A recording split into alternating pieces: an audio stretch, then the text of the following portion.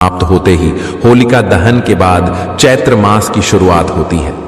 इसी के साथ हिंदू नववर्ष का भी आरंभ होता है। हिंदू पंचांग के अनुसार चैत्र नवरात्रि का विशेष महत्व है, क्योंकि इन 9 दिनों में देवी दुर्गा के 9 रूपों की पूजा की जाती है। इन दिनों में भक्तजन मां दुर्गा की आराधना करते हैं, व्रत रखते हैं और भक्ति भाव से माता रानी का आशीर्वाद प्राप्त करते हैं। धार्मिक मान्यताओं के अनुसार इन दिनों में सच्चे मन से मां की भक्ति करने से जीवन के सभी संकट दूर हो जाते हैं और सुख समृद्धि की प्राप्ति होती है। घट स्थापना और कलश स्थापना का विशेष महत्व होता है। सही विधि से पूजन करने से भक्तों को विशेष लाभ प्राप्त होता है।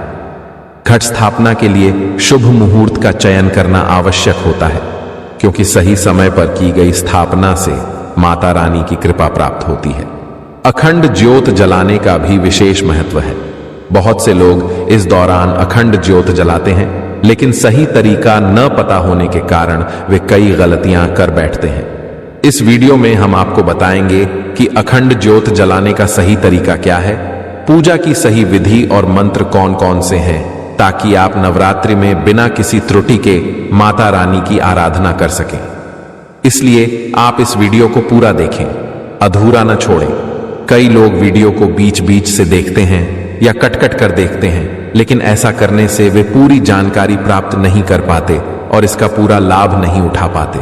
इसलिए वीडियो को पूरा देखने की आदत डालें, ताकि आप सही जानकारी प्राप्त कर सकें और नवरात्रि की पूजा विधि को ठीक से समझ सकें। नवरात्रि में मां दुर्गा की उपासना करने से सभी दुख और संकट दूर हो जाते हैं। कुछ भक्त पूरे 9 दिन का व्रत रखते हैं, जबकि कुछ 9 दिन का व्रत रखते हैं। केवल पहले और आखिरी दिन उपवास रखते हैं।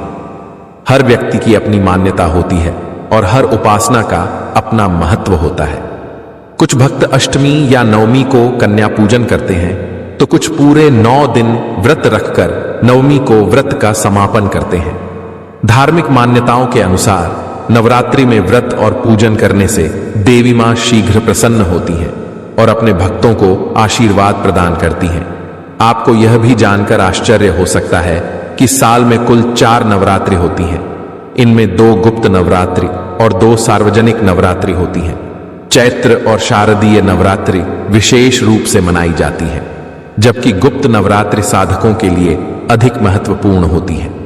गुप्त नवरात्रि में विशेष तांत्रिक साधनाएं की जाती हैं, जो आमतौर पर सभी लोगों के लिए नहीं होती। लेकिन चैत्र और शारदीय नवरात्रि में हर भक्त को मां दुर्गा की आराधना करनी चाहिए, क्योंकि यह शुभ फलदायी मानी जाती है। हम जो भी जानकारी साझा कर रहे हैं वह शास्त्रों और पंचांग पर आधारित है। इसलिए इस वीडियो को पूरा देखें और इसे अधिक से अधिक भक्तों तक पहुंचाएं, ताकि सभी लोग सही जानकारी प्राप्त कर सकें और नवरात्रि की पूजा विधि को ठीक से समझ सकें। अगर आपको यह जानकारी अच्छी लगे तो वीडियो को लाइक करें, चैनल को सब्सक्राइब करें और कमेंट में जय माता दी अवश्य लिखें। माता रानी की कृपा से आपके जीवन में सुख, समृद्धि और शांति बनी रहे। दोस्तों, सही जानकारी प्राप्त करने के लिए ज्ञानवर्धक टेल्स चैनल से जुड़े रहें। अगर आप नए हैं तो चैनल को सब्सक्राइब कर लें, ताकि आपको आगे भी ऐसी ही महत्वपूर्ण जानकारियां मिलती रहें। दोस्तों, आप जानते हैं कि नवरात्रि साल में 4 बार आती है। इनमें से 2 गुप्त नवरात्रि होती हैं और 2 प्रमुख नवरात्रि, जिन्हें बड़े हर्षोल्लास से मनाया जाता है। चैत्र नवरात्रि हिंदू नववर्ष की शुरुआत के साथ आती है और बहुत शुभ मानी जाती है। वहीं अश्विन नवरात्रि, जिसे शारदीय नवरात्रि भी कहा जाता है, दशहरे से पहले आती है और इसे धूमधाम से मनाया जाता है। माघ और आषाढ़ नवरात्रि गुप्त नवरात्रि होती हैं, जिनका विशेष महत्व साधकों के लिए होता है। चैत्र नवरात्रि का विशेष महत्व इसलिए भी है क्योंकि यह नए संवत के आरंभ के साथ आती है। इस समय ग्रहों की स्थिति से पूरे वर्ष की संभावनाओं का आकलन किया जाता है। हर साल यह पर्व श्रद्धा और जोश के साथ मनाया जाता है, लेकिन इस बार कुछ खास बात है जो इसे और भी विशेष बना रही है। इस बार मां दुर्गा अपनी सवारी के रूप में हाथी पर विराजमान होकर आ रही हैं। हिंदू धर्म में देवी दुर्गा की सवारी का विशेष महत्व होता है। जब मां दुर्गा हाथी पर सवार होकर आती है तो इसे बहुत शुभ संकेत माना जाता है। हाथी को भारतीय संस्कृति में शांति, समृद्धि और बुद्धिमत्ता का प्रतीक माना जाता है। यह भगवान गणेश की सवारी भी है, जो सौभाग्य और सफलता के द्योतक है। मां दुर्गा के हाथी पर आगमन का अर्थ है कि आने वाला समय देश और समाज के लिए समृद्धि और शांति लेकर आएगा। यह हमें संकेत देता है कि हमें अपने जीवन में सकारात्मकता, शांति और उन्नति की दिशा में आगे बढ़ना चाहिए। चैत्र नवरात्रि हिंदू धर्म का एक महत्वपूर्ण पर्व है, जो हर साल मां दुर्गा की पूजा और व्रत के लिए विशेष रूप से मनाया जाता है। इस साल चैत्र नवरात्रि का आरंभ 30 मार्च 2025 रविवार को हो रहा है और यह 6 अप्रैल 2025 रविवार तक चलेगा। हालांकि इस बार अष्टमी और नवमी एक ही दिन पड़ रहे हैं, इसलिए चैत्र नवरात्रि कुल 8 दिन की होगी। इस वीडियो में हम आपको नवरात्रि की पूजा विधि, कलश स्थापना का शुभ मुहूर्त और अन्य महत्वपूर्ण जानकारियां प्रदान करेंगे, ताकि आप इस पर्व को पूरी श्रद्धा और विधि विधान से मना सकें। भक्तों, अब हम चैत्र नवरात्रि की सही तिथि, समय और शुभ मुहूर्त के बारे में विस्तार से जान लेते हैं। लेकिन आगे बढ़ने से पहले आपसे एक अनुरोध है कि यदि आप इस चैनल पर नए हैं तो चैनल को सब्सक्राइब करें और वीडियो को लाइक करें। साथ ही अपनी राशि कमेंट बॉक्स में जरूर लिखें, क्योंकि हम राशिफल से जुड़ी भविष्यवाणियां भी करते हैं और आपके भाग्य में आ रही बाधाओं को दूर करने के सरल उपाय भी बताते हैं। इसलिए अपनी राशि कमेंट बॉक्स में जरूर डालें। चलिए भक्तों, अब हम जान लेते हैं शुभ मुहूर्त के बारे में। हिंदू पंचांग के अनुसार चैत्र महीने के शुक्ल पक्ष की प्रतिपदा तिथि 29 मार्च को शाम 4 बजे से शुरू हो रही है, जो 30 मार्च दोपहर 12:04 पर समाप्त होगी। ऐसे में चैत्र नवरात्रि का आरंभ 30 मार्च 2025 से हो रहा है और इसका समापन 7 अप्रैल 2025 को होगा। कलश स्थापना की बात करें तो यह नवरात्रि की पूजा का एक महत्वपूर्ण हिस्सा होती है। विशेष मुहूर्त में कलश स्थापना करने से मां दुर्गा की कृपा प्राप्त होती है। 2025 में कलश स्थापना के लिए पहला शुभ मुहूर्त 30 मार्च को सुबह 6:01 से है, 10:02 तक रहेगा। दूसरा अभिजीत मुहूर्त दोपहर 12:01 से 12:50 तक रहेगा। इन समयों में कलश स्थापित करना विशेष रूप से फलदायक माना जाता है। आप अपने घर या पूजा स्थल पर इन मुहूर्तों में विधिपूर्वक कलश स्थापना कर सकते हैं। नवरात्रि के दौरान कुछ विशेष नियमों का पालन करने से माता दुर्गा की कृपा प्राप्त होती है। सबसे पहले नवरात्रि के दिनों में काले रंग के वस्त्र पहनने से बचें, क्योंकि धार्मिक मान्यताओं के अनुसार काला रंग नकारात्मकता का प्रतीक माना जाता है।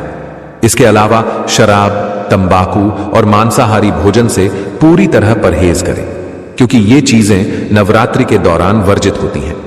नवरात्रि के दिनों में नाखून काटना, बाल कटवाना या दाढ़ी बनवाना भी शुभ नहीं माना जाता, इसलिए इनसे बचें।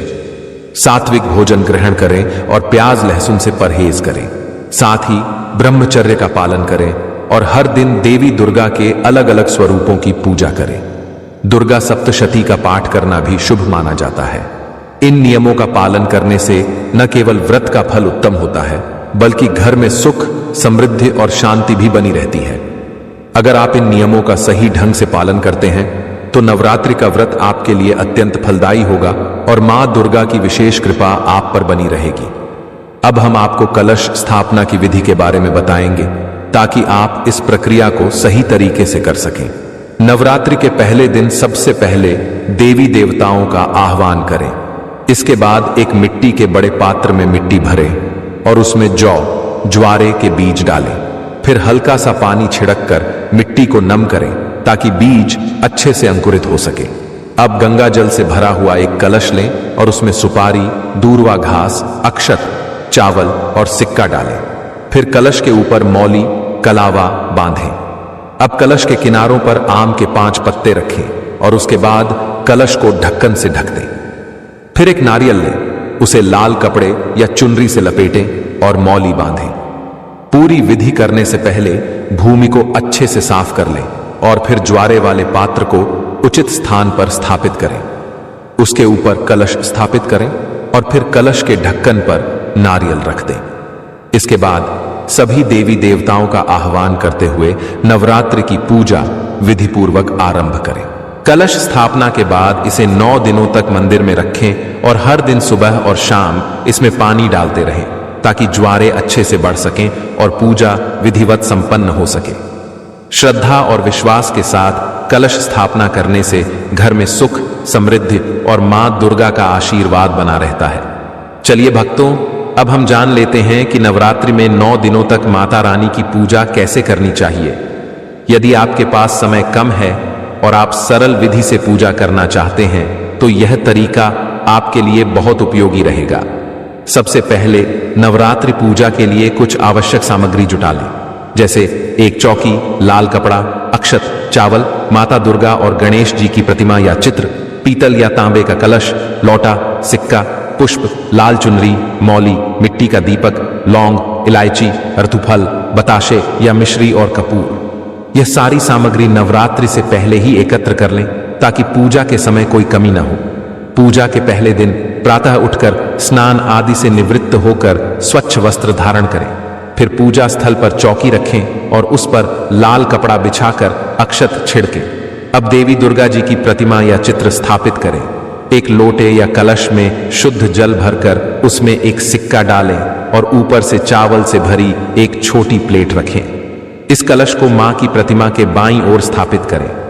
इसे रोज पुनः स्थापित करने की आवश्यकता नहीं होगी, यह पूरे 9 दिनों तक वहीं रहेगा। अगर आपके पास गणेश जी की प्रतिमा है तो उसे भी स्थापित करें। यदि नहीं है तो सुपारी को गणेश जी का रूप मानकर उनकी पूजा करें। इसके बाद गणेश जी और मां दुर्गा पर पुष्प और शुद्ध जल अर्पित करें। अगर आप अखंड ज्योत नहीं जला सकते तो कम से कम एक घी का दीपक जलाएं। दीपक जलाने के बाद गणेश जी, माता दुर्गा, कलश और दीपक को हल्दी कुमकुम से तिलक करें। फिर माता को वस्त्र स्वरूप लाल चुनरी या लाल कपड़ा अर्पित करें और भोग स्वरूप बताशे, मिश्री और फल चढ़ाएं। हवन के स्थान पर आप एक मिट्टी के दीपक में कपूर जलाकर उसमें लौंग का एक जोड़ा डाल सकते हैं। यह हवन पूरे घर में सकारात्मक ऊर्जा का संचार करेगा। यह दीपक और कपूर 9 दिनों तक जलता रहे तो वातावरण में पवित्रता और सकारात्मकता बनी रहती है। यदि आप कन्या पूजन नहीं कर पा रहे हैं तो घर पर छोटी कन्याओं को बुलाकर उन्हें फल, प्रसाद, मिठाई या दही जलेबी खिला सकते हैं और श्रद्धा अनुसार दान दक्षिणा भी दे सकते हैं। इसके अलावा माता के भजन सुन सकते हैं और उनकी आरती कर सकते हैं।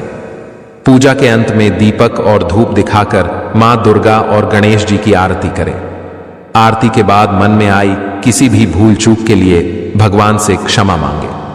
कलश स्थापना के बाद इसे 9 दिनों तक मंदिर में रखें और हर दिन सुबह और शाम इसमें पानी डालते रहें ताकि ज्वारे अच्छे से बढ़ सकें और पूजा विधिवत संपन्न हो सके। श्रद्धा और विश्वास के साथ कलश स्थापना करने से घर में सुख, समृद्धि और मां दुर्गा का आशीर्वाद बना रहता है। चलिए भक्तों, अब हम जान लेते हैं कि नवरात्रि में 9 दिनों तक माता रानी की पूजा कैसे करनी चाहिए। यदि आपके पास समय कम है और आप सरल विधि से पूजा करना चाहते हैं तो यह तरीका आपके लिए बहुत उपयोगी रहेगा। सबसे पहले नवरात्रि पूजा के लिए कुछ आवश्यक सामग्री जुटा लें, जैसे एक चौकी, लाल कपड़ा, अक्षत, चावल, माता दुर्गा और गणेश जी की प्रतिमा या चित्र, पीतल या तांबे का कलश, लौटा, सिक्का, पुष्प, लाल चुनरी, मौली, मिट्टी का दीपक, लौंग, इलायची, रतुफल, बताशे या मिश्री और कपूर। यह सारी सामग्री नवरात्रि से पहले ही एकत्र कर लें ताकि पूजा के समय कोई कमी ना हो। पूजा के पहले दिन प्रातः उठकर स्नान आदि से निवृत्त होकर स्वच्छ वस्त्र धारण करें। फिर पूजा स्थल पर चौकी रखें और उस पर लाल कपड़ा बिछाकर अक्षत छिड़कें। अब देवी दुर्गा जी की प्रतिमा या चित्र स्थापित करें। एक लोटे या कलश में शुद्ध जल भरकर उसमें एक सिक्का डालें और ऊपर से चावल से भरी एक छोटी प्लेट रखें। इस कलश को मां की प्रतिमा के बाईं ओर स्थापित करें। इसे रोज पुनः स्थापित करने की आवश्यकता नहीं होगी, यह पूरे 9 दिनों तक वहीं रहेगा। अगर आपके पास गणेश जी की प्रतिमा है तो उसे भी स्थापित करें। यदि नहीं है तो सुपारी को गणेश जी का रूप मानकर उनकी पूजा करें। इसके बाद गणेश जी और मां दुर्गा पर पुष्प और शुद्ध जल अर्पित करें। अगर आप अखंड ज्योत नहीं जला सकते तो कम से कम एक घी का दीपक जलाएं। दीपक जलाने के बाद गणेश जी, माता दुर्गा, कलश और दीपक को हल्दी कुमकुम से तिलक करें। फिर माता को वस्त्र स्वरूप लाल चुनरी या लाल कपड़ा अर्पित करें और भोग स्वरूप बताशे, मिश्री और फल चढ़ाएं। हवन के स्थान पर आप एक मिट्टी के दीपक में कपूर जलाकर उसमें लौंग का एक जोड़ा डाल सकते हैं। यह हवन पूरे घर में सकारात्मक ऊर्जा का संचार करेगा। यह दीपक और कपूर 9 दिनों तक जलता रहे तो वातावरण में पवित्रता और सकारात्मकता बनी रहती है। यदि आप कन्या पूजन नहीं कर पा रहे हैं तो घर पर छोटी कन्याओं को बुलाकर उन्हें फल, प्रसाद, मिठाई या दही जलेबी खिला सकते हैं और श्रद्धा अनुसार दान दक्षिणा भी दे सकते हैं। इसके अलावा माता के भजन सुन सकते हैं और उनकी आरती कर सकते हैं। पूजा के अंत में दीपक और धूप दिखाकर मां दुर्गा और गणेश जी की आरती करें।